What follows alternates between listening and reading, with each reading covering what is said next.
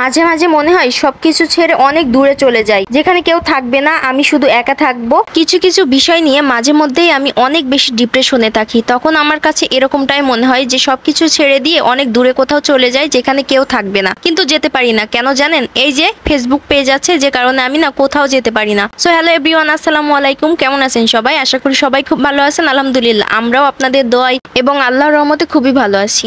আজকের ভিডিওটা শুরু করলাম সন্ধ্যাবেলা থেকে। রেগুলার তো দুপুরের রান্নাবান্নার ভিডিওটাই শেয়ার করে থাকি। তো আজকে আপনাদের সাথে দুপুরের রান্নাবান্না না, সন্ধ্যার একটা ভিডিও শেয়ার করছি। তো সন্ধ্যার সময় আমি এখানে একটু নাস্তা তৈরি করছিলাম। তো আমি এখানে গুঁড়া দুধ দিয়ে একটু সেমাইটা রান্না করে নিচ্ছি। বাসায় হচ্ছে লিকুইড দুধ ছিল না, যে কারণে হচ্ছে গুঁড়া দুধ ব্যবহারই করছি। তো যাই হোক, পানিটা প্রথমে একটু গরম করে নিয়েছিলাম, তারপর এখানে হচ্ছে গুঁড়া দুধ দিয়ে দিয়েছি। তারপর এখানে হচ্ছে কিছুটা পরিমাণে গরম মশলা দিয়েছি, যেমন তেজপাতা, এলাচ, দারচিনি, এগুলা।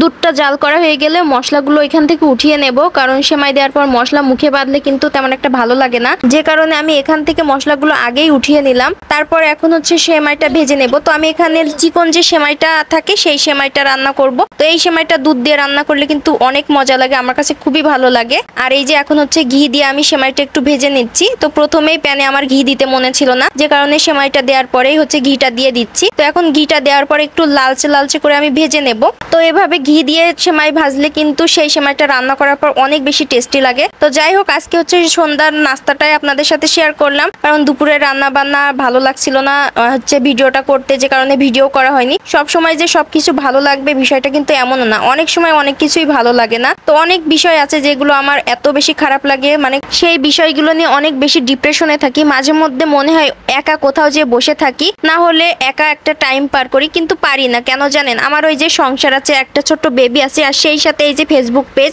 এটাকে ছেড়ে কোথাও যে শান্তি নাই। মানে কোথাও গেলে শুধু মনে হবে আমার মেয়েটার কথা, আমার হাজবেন্ডের কথা, সংসার, এই যে আমার ফেসবুক পেজ। তো সবকিছুর কথা ভেবে কিন্তু কোথাও যেতেও পারি না। তো যাই হোক, এই যে মন খারাপ বা মন ভালো এইসব নিয়েই চলছে। তো এইসব কথা বললে অনেকেই আবার ভেবে বসে যে সংসারে অশান্তি লাগলো কিনা বা কোনো রকম ঝামেলা হচ্ছে কিনা, কিন্তু কোনো রকম ঝামেলা না।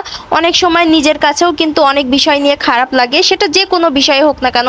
সেটা যে সংসারের বিষয় হতে হবে, স্বামী স্ত্রীর ভিতরে ঝগড়া অশান্তি হতে হবে, এর বিষয়টা এমন না। তো অনেক বিষয় থাকে যেগুলো নিয়ে অনেক বেশি মন খারাপ হয়ে থাকে। তো সেই বিষয়গুলোর ভিতরেই কিছু না কিছু থাকে আমার কাছে। তো যাই হোক না কেন, এখন হচ্ছে সন্ধ্যাবেলা যেবার বাবার কাছে ফোন দিয়েছিলাম, যেবার অনেক কান্না করছিল দোকানে যাবে বলে। তো যেবার বাবা বললো ঠিক আছে, তাহলে তোমরাও নিচে আসো আর আমিও যাচ্ছি, তারপর একটা জায়গায় বসে আমরা কিছু খাবো। তো আমরা একটা ক্যাফে চলে আসলাম, এখান থেকে আমরা একটা খাবার অর্ডার করলাম। আর যেবার দেখুন এখানে এতটা দুষ্টুমি করছিল, যেখানেই যাই সেখানেই হচ্ছে অনেক বেশি দুষ্টুমি করতে শুরু করে। তো যাই হোক, এখানে হচ্ছে অনেকক্ষণই ওয়েট করছিলাম, কারণ খাবারটা রেডি হতে বেশ খানিকই টাইম লাগছিল।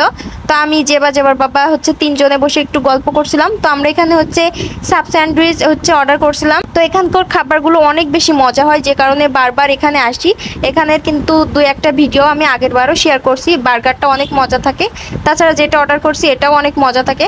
কিন্তু আজকেরটা একেবারেই ভালো লাগেনি, মানে খুবই খারাপ ছিল। আমরা খেতে পারিনি, অর্ধেকটা তো মানে রেখেই আসছি। তো যাই হোক, যেবা দেখুন এখানে সস খাচ্ছিল। আর যাই হোক, আজকের ভিডিওটাও এই পর্যন্তই ছিল। কেমন লাগলো সেটা অবশ্যই কমেন্ট করে জানাবেন। ভালো লাগলে আমার পেজের সাথেই থাকবেন, পেজটা ফলো দিয়ে রাখবেন। তো সবাই ভালো থাকবেন, আল্লাহ হাফেজ।